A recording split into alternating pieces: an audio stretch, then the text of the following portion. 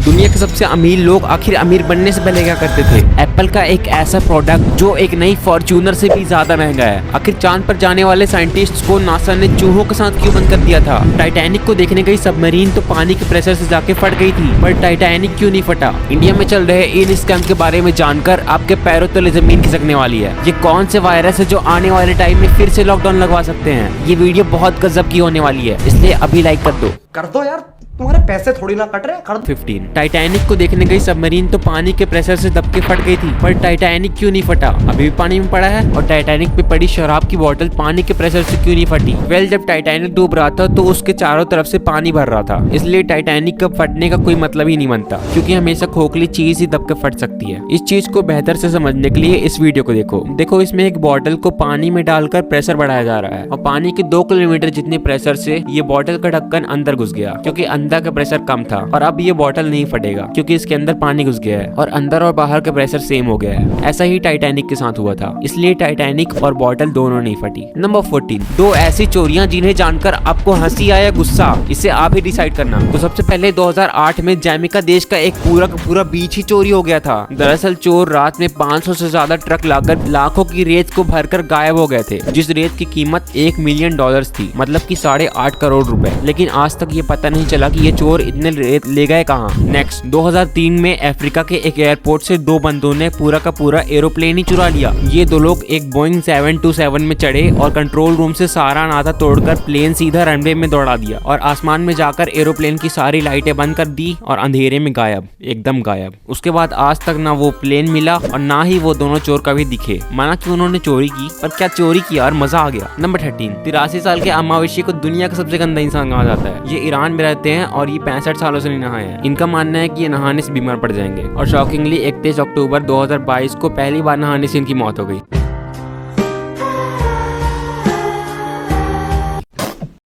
आपने कभी सोचा है कि शिप के बॉटम पर हमेशा रेड पेंट ही क्यों किया जाता है, नीला पीला गुलाबी क्यों नहीं? वेल, जब जहाज समुद्र में चलते हैं तब उस पर मैरीन ऑर्गेनिज्म जैसे कि बैरनेकल्स, वॉर्म्स और एल्गी चिपक जाते हैं, जिससे जहाज का वजन बढ़ जाता है और उसकी स्पीड कम हो जाती है और टाइम से सामान की डिलीवरी भी नहीं हो पाती। इसलिए शिप पर एंटी फ्लोटिंग मटेरियल का पेंट किया जाता है, जिससे मैरीन ऑर्गेनिज्म दूर रहते हैं। और इस पेंट में कॉपर ऑक्साइड मिला होता है और इसलिए इस पेंट का कलर रेड होता है और यही वजह है कि शिप के बॉटम में हमेशा रेड पेंट ही होता है। नंबर 11 दोस्तों, आने वाले टाइम में ऐसी आपदा आने वाली है जो एक बार फिर से लॉकडाउन लगवा सकती है। इन्फ्लुएंजा H5N1 वायरस एक ऐसा वायरस है जो कि कोविड-19 के मुकाबले 50 गुना ज्यादा खतरनाक है। इसका मतलब अगर आप इससे इन्फेक्ट हो गए तो आपके मरने के चांसेस 50% से भी ज्यादा हो जाएंगे और कुछ ही सालों में ये वायरस महामारी का रूप लेकर हमारे सामने आ सकती है। और ऐसा मेरा नहीं बल्कि वर्ल्ड हेल्थ ऑर्गेनाइजेशन का कहना है। वैसे ये वायरस अभी तक सिर्फ बर्ड से एनिमल और एनिमल से इंसान में ही फैलता है, लेकिन ये फ्यूचर में इंसानों से इंसानों में फैलकर एक महामारी का रूप ले सकता है। Next, heat wave. गर्मियों के सीजन में जून के टाइम पर इसने 10 दिनों के अंदर 77 लोगों की जान ले ली थी। लेकिन सवाल आता है कि ये होता कैसे है? देखो, हमारे अंदर का टेम्परेचर 37 डिग्री सेल्सियस होता है, लेकिन जब बाहर का टेम्परेचर 50 डिग्री सेल्सियस हो जाता है तो हमारी बॉडी पसीना रिलीज करती है ताकि बॉडी का टेम्परेचर मेंटेन किया जा सके। लेकिन पसीने के साथ सैल्ट भी हमारी बॉडी से बाहर निकल जाता है और 2-3 घंटे के अंदर हमारी बॉडी डिहाइड्रेट होकर पसीना रिलीज करना बंद कर देती है, जिससे हमारी बॉडी का इनर टेम्परेचर बढ़ने लग जाता है और हमें हीट स्ट्रोक आ जाता है, जिसका तुरंत इलाज नहीं हुआ तो डेथ भी हो सकती है। आने वाले टाइम में आप गर्मियों में घर से बाहर भी नहीं निकल पाएंगे। नंबर 10 आपने ये जरूर सुना होगा कि रोल्स रॉयस के अंदर बहुत शांति होती है और इतनी शांति होती है कि आप इसमें घड़ी की टिक टिक की आवाज भी सुन सकते हो। हाँ, ऐसा बिल्कुल हो सकता है, लेकिन सिर्फ तभी जब कार खड़ी हो। लेकिन स्पीड में ऐसा नहीं होता। हालांकि रोल्स रॉयस बहुत लग्जरी कार होती है और अंदर से ये बहुत शांत भी होती है, लेकिन गाड़ी की आवाज भाई साहब कुछ ज्यादा नहीं हो गया?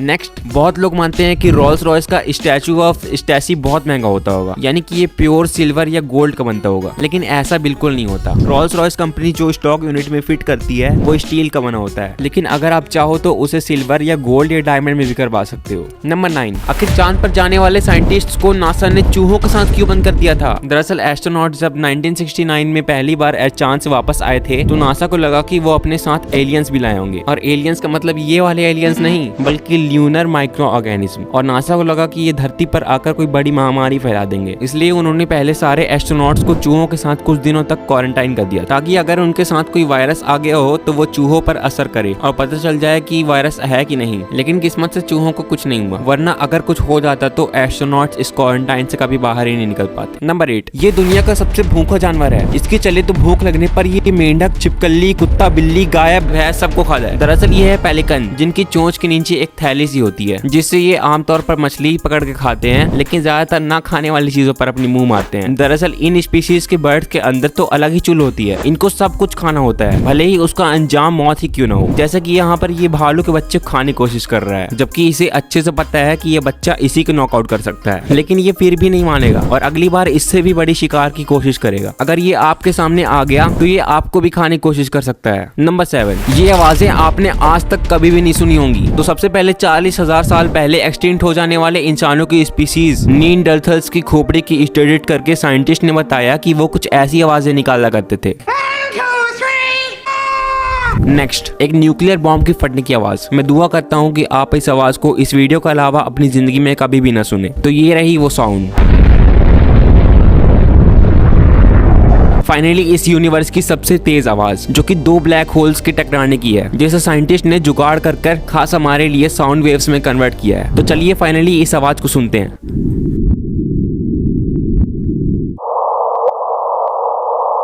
तो कैसी थी ये सब आवाजें, कमेंट करके जरूर बताएं। नंबर 6, अगर एक ग्रेनेड आपके पैरों में आ गिरा तो जान बचाने के लिए आप क्या करोगे? आप कहेंगे कि हम उसे उठाकर दूर फेंक देंगे, लेकिन ये सोचने की गलती बिल्कुल भी मत करना, क्योंकि ये गलती आपकी आखिरी गलती भी हो सकती है। दरअसल अगर कोई ग्रेनेड की पिन खींचकर उसे फेंकता है तो उसमें डेथ काउंटडाउन शुरू हो जाती है, जो कि ज्यादातर ग्रेनेड में सिर्फ 4 सेकंड का होता है। यानी जब तक ग्रेनेड आपके पैरों के बीच आएगा तब तक उसके फटने में सिर्फ 1 सेकंड ही बचेगा, और 1 सेकंड में उसको उठाकर दूर फेंकना लगभग नामुमकिन है। इसलिए उसे उठाकर दूर फेंकने की बात तो भूल ही जाओ, लेकिन 1 सेकंड में एक नॉर्मल आदमी 4 से 5 मीटर दूर जरूर जा सकता है। तो आप यही करना, जब ग्रेनेड फटने वाला हो तो आप जल्दी से जाके लेट जाना, और जब ग्रेनेड फटेगा तो उसके नुकीले पार्ट्स चारों तरफ फैलेंगे, लेकिन आपका एरिया बहुत कम एक्सपोज होगा और आप जिंदा बच जाओगे। नंबर 5, साइंटिस्ट ने एक ऐसा तरीका ढूंढ लिया है जिसकी मदद से इंसान का क्लोन बनाया जा सकता है। लेकिन कैसे? 1996 में साइंटिस्ट ने सोमैटिक सेल न्यूक्लियर ट्रांसफरिंग की मदद से पहली बार एक एनिमल क्लोन को बनाया, जिसका नाम डॉली द शीप रखा गया। इसके बाद 2002 में क्लोन ग्रुप नाम की ऑर्गेनाइजेशन ये दावा करती है कि इन्होंने इसी टेक्निक की मदद से एक ह्यूमन क्लोन को बना दिया है, जिसके बाद 2004 में ह्यूमन क्लोनिंग पर ऑफिशियली बैन लगा दिया जाता है, क्योंकि ये काफी ज्यादा अनएथिकल था। नंबर 4, इस दिन के बारे में सोचकर पूरे अमेरिकन की रूह कांप जाती है। तो साल 1974 अलास्का में सुबह सुबह मस्त गहरी नींद लेते हुए अमेरिकन को अचानक से एक इमरजेंसी सुनाई दिया। जब लोग घर से बाहर निकले तो उन्हें पता चला कि पास में स्थित वोल्केनो में से बहुत ज्यादा धुआं निकल रहा है, मतलब कि ये वोल्केनो जल्द ही फटने वाला है। इस खबर को सुनते ही शहर में भगदड़ मच गई, सड़कों पर जाम लग गया और लोगों को अपनी मौत दिखाई दे रही थी, और अथॉरिटीज भी हैरान थी कि 4000 सालों से सोया हुआ वोल्केनो अचानक से कैसे फट सकता है। इसलिए जब एक टीम को वोल्केनो के पास भेजा गया तो उन्हें एक मैसेज दिखाई दिया, जिसको देखकर पूरे टीम के होश उड़ गए। दरअसल एक आदमी ने हेलीकॉप्टर की मदद से 70 टायर्स में आग लगाकर ज्वालामुखी में फेंक दिया था, और उसी ने ये मैसेज वहाँ पर लिखा था कि अप्रैल फूल बनाया, बड़ा मजा आया। तो बताओ, अगर आपको ये इंसान मिल जाता तो आप इसके साथ क्या करते?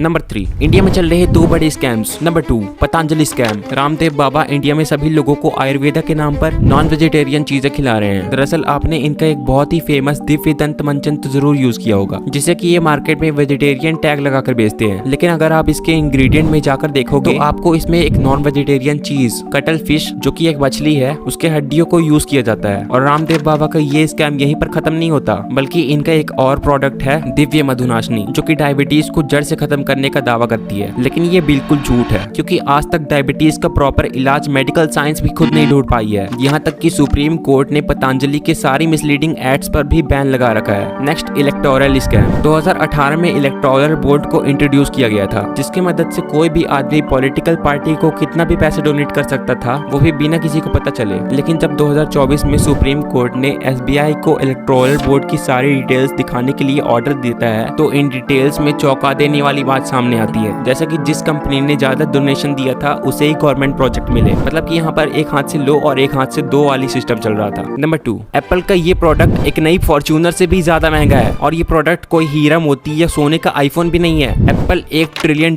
की कंपनी बन गई है अपने सिंपल प्रोडक्ट्स को महंगा बेचकर। उनका एक छोटा सा क्लीनिंग क्लॉथ भी 2000 रुपए का आता है और ये क्लॉथ आपके आंसू पोंछने काम आएगा जब आप एप्पल के इस पीसी का प्राइस सुनोगे, जो कि 42 लाख है। इतने में आप 8 वैगनार खरीद कर अपना एक टैक्सी स्टार्टअप शुरू कर सकते हो, ओला और उबर की तरह। और इसके नीचे के आने वाले व्हील्स कुछ गाड़ियों के अलॉय व्हील से भी ज्यादा महंगा है, जिनका 4 का सेट 70,000 रुपए का आता है। लेकिन इसके महंगे होने के 2 बड़े रीजन है। पहला है डिजाइन और क्वालिटी। एप्पल का क्लेम है कि उनका ये मैक प्रो 100% रिसाइकलेबल एल्यूमिनियम से बना हुआ है और एप्पल को इसके डिजाइन पर भी बहुत नाज है, लेकिन मुझे तो ये एक कद्दूकस के जैसे लग रहा है। खैर, इतने पैसे ले रहे हैं तो आपको दुनिया का सबसे पावरफुल पीसी देंगे, जो कि है भी। इसमें आपको मिलती है 1.5 TB की रैम, जिसकी कॉस्ट अकेले ही 20 लाख रुपए है। दूसरा रीजन है यूजेज। एप्पल भी जानता है कि आप इस पीसी को GTA खेलने के लिए तो बिल्कुल भी नहीं लोगे। इस पीसी का इस्तेमाल होता है डिज्नी और मार्वल जैसे हाई प्रोडक्शन मूवीज की एडिटिंग और एनिमेशन के लिए। नंबर 1, दुनिया के सबसे अमीर लोग आखिर अमीर बनने से पहले क्या करते थे? Number 3, Mukesh Ambani. Oh sorry, ये तो पैदा ही अमीर हुए थे, लेकिन इनके पिता श्री धीरूभाई अंबानी एक बहुत ही गरीब परिवार में पैदा हुए थे और इनका पहला बिजनेस ही एक स्कैम था।